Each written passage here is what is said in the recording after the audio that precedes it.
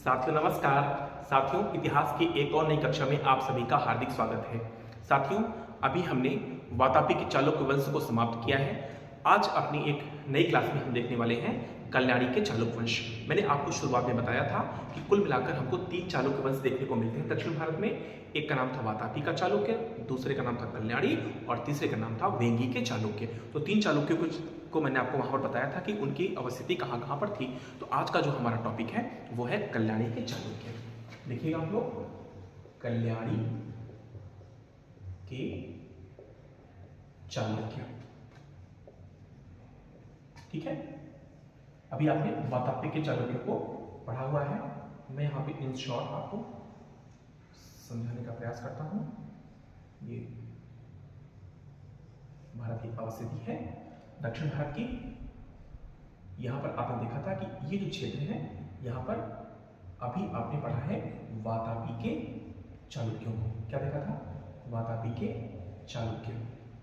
वातापी के चालुक्य का जब पतन होता है तो इसके उपरांत यहाँ पर राष्ट्रकूट वंश की स्थापना होती है। क्या होती है? राष्ट्रकूट वंश की स्थापना। और जब इनका पतन होता है तो इसी स्थान पर कल्याणी के चालुक्य वंश की स्थापना होती है। क्या होती है? कल्याणी के चालुक्य वंश की स्थापना। ठीक है, इतना आपको समझ में आया? आपने वहां देखा था इनको। देखिए ये कौन सी दिशा है? इसको बोलते हैं हम लोग पूर्व दिशा और इसको हम लोग बोलते हैं पश्चिम दिशा।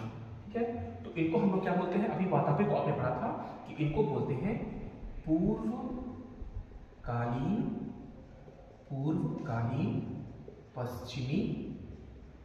पूर्वकालीन पश्चिमी चालुक्य। पूर्वकालीन मतलब देखो यहाँ पर दो लोग हो रहे हैं, एक वातापी एक कल्याणी। तो पूर्व मतलब पहले के कहाँ के? पश्चिमी चालुक्य। और इनको हम लोग क्या बोलते हैं फिर? उत्तरकालीन। क्या बोलेंगे बताइए? उत्तरकालीन पश्चिमी चालुक्य।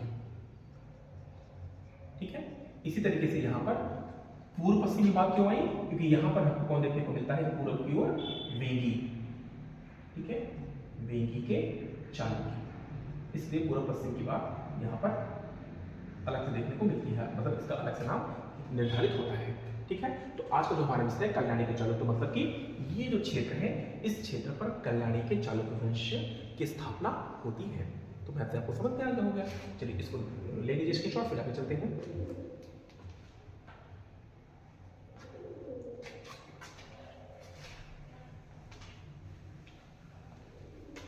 चलिए इसमें देखिएगा कि वातापी के चालुक्यों का स्थान, जो मैंने आपको समझाया, वातापी के चालुक्यों का स्थान राष्ट्रकूटों ने लिया। राष्ट्रकूटों ने लिया तथा यहां लिख देता हूं, तथा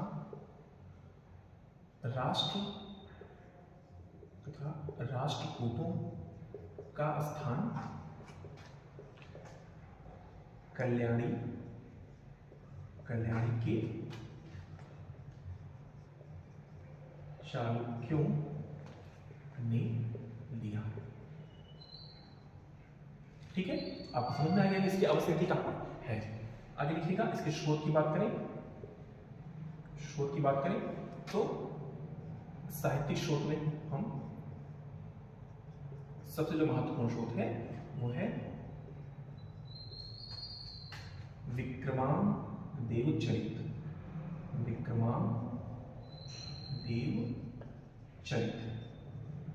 किसका ये? तो ये है बिल्हड़ का। ठीक है, और क्या कह सकते हैं हम? रन्न का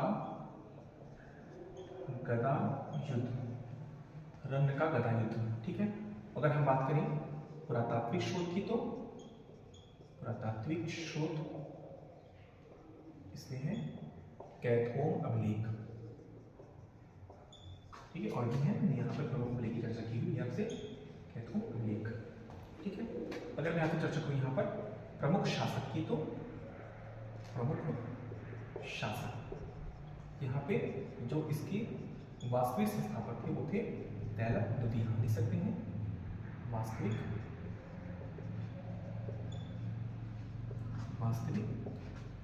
संस्थापक। ठीक है, इसके बाद हम जयसिंह का नाम ले सकते हैं,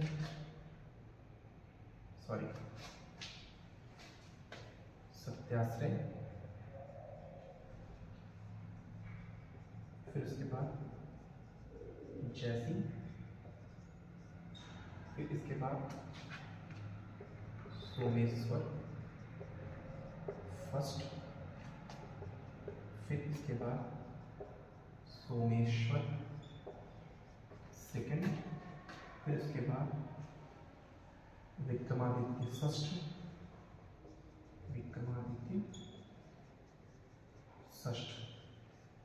फिर उसके बाद सोमेश्वर तृतीय, इस वंश के अंतिम शासक थे। इस वंश के अंतिम शासक, ठीक है। ये प्रमुख शासक हैं जो कल्याणी के चालुक्य वंश में अपनी महत्वपूर्ण भूमिका को निभाते हैं। ठीक, इतना लिखित फिर आगे चलते हैं। चलिए देखते हैं इसके पहले शासक कौन था। तैलप द्वितीय। तो क्या हम कह सकते हैं कि यह इस वंश का वास्तविक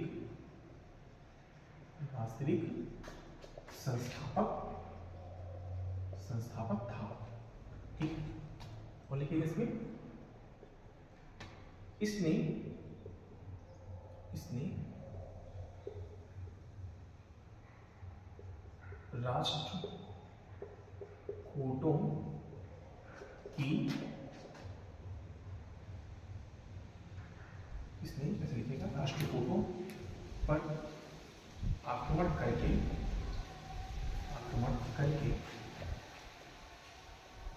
कर्क द्वितीय को मार गिराया तथा राष्ट्रकूटों की राजधानी मान्यखेत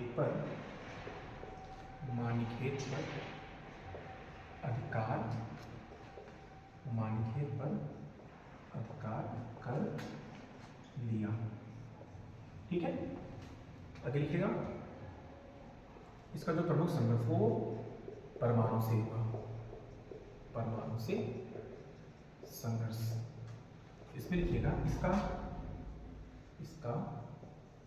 समकालीन परमार शासक मुंज राज था। मेरुतुंग की प्रबंध चिंतामणि से पता चलता है कि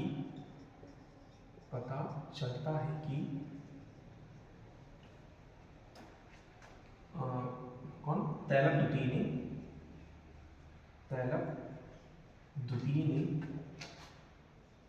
मुंज के ऊपर 6 बार आक्रमण किया तथा परास्त हुआ, किंतु सातवीं बार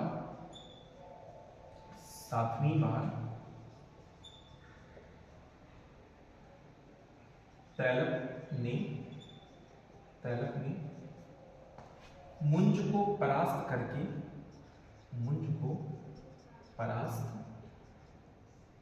करके बंदी बना लिया, बंदी बना लिया। ठीक है, ये रही तैलप द्वितीय के बारे में जानकारी। ठीक, लिख लीजिए इसको। चलिए हम देखते हैं अब अगले शासक सत्याश्रय। सत्याश्रय, इसमें लिखिएगा कि यह तैलप द्वितीय का उत्तराधिकारी हुआ, उत्तराधिकारी हुआ। इसने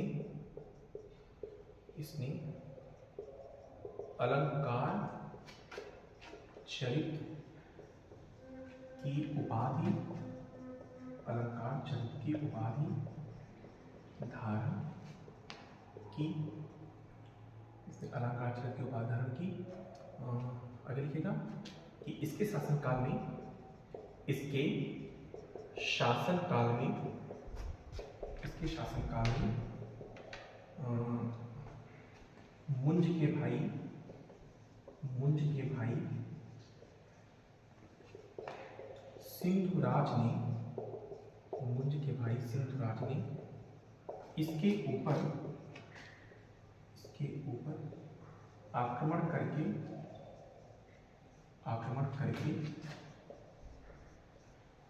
अपने खोए हुए प्रदेश को, अपने खोए हुए प्रदेश को वापस प्राप्त करके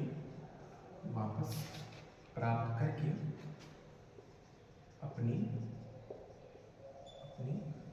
भाई का बदला लिया। ठीक है, तो ये है सत्याश्रय। चलिए इसको लिखिए। फिर एक अगले शासक को देखते हैं हम। चलिए अगले शासक को देखते हैं हम लोग जयसिंह द्वितीय। जयसिंह द्वितीय उपाधि लिखिएगा इसकी जगदीप मल्ल।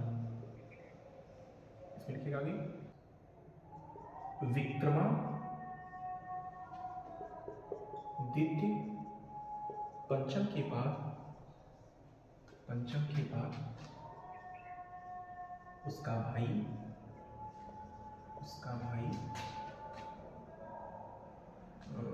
जयसिंह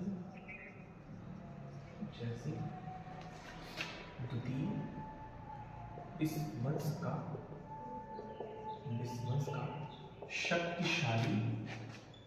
शक्तिशाली शासक हुआ। इसका प्रमुख संघर्ष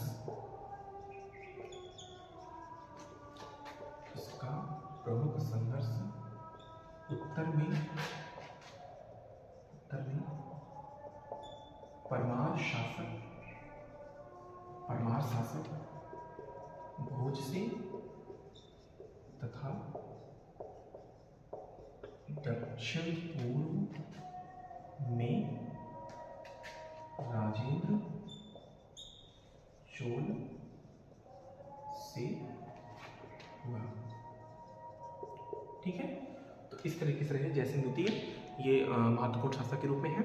ठीक है, तो आज हमने तैलप द्वितीय, सत्याश्रय और जयसिंह द्वितीय के बारे में चर्चा की और साथ ही साथ देखा कि कल्याणी के चालुक्य वंश की अवस्थिति क्या है, इसका लोकेशन कहाँ है।